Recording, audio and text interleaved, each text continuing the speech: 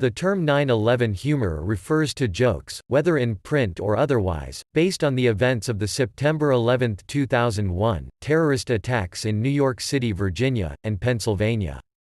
A number of scholars have studied the ways in which humor has been used to deal with the trauma of the event, including researcher Bill Ellis, who found that jokes about the attacks originating in the USA the day afterwards, and Giseline Kuipers found jokes on Dutch websites a day later.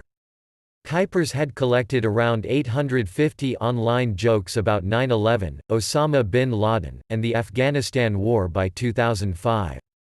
A notable early public attempt at 9/11 humor was done by Gilbert Gottfried just a few weeks after the attacks. During a comedy roast for Hugh Hefner at the Friars Club, his 9/11 gag did not go over well with the crowd. One audience member at the club yelled out, "Too soon," which has since become a common response to jokes told in the immediate wake of tragedies. Gottfried then improvised and performed The Aristocrats routine, which released a great deal of tension and got rousing applause from the crowd. In contrast to these early jokes about 9/11, late-night comedy shows and humorous publications did not appear for several weeks following the attacks. The Onion, a satirical newspaper, cancelled the issue that had been scheduled to be released on September 11, 2001, and then returned to print with a special edition on September 26, 2001, which was devoted to the attacks. When the issue was released, the newspaper staff felt trepidation over making humor of such a tragic event. "Everyone thought this would be our last issue in print," according to one staff writer.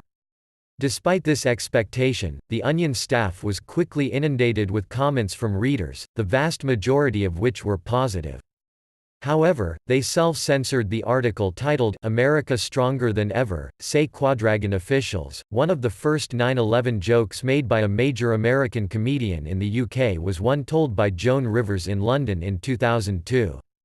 The joke concerned the widows of firefighters killed in the attacks, who Rivers said would be disappointed if their husbands had been found alive, as they would be forced to return money they had received in compensation for their late spouses. The joke received condemnation from Harold Schaitberger, general president of the International Association of Firefighters.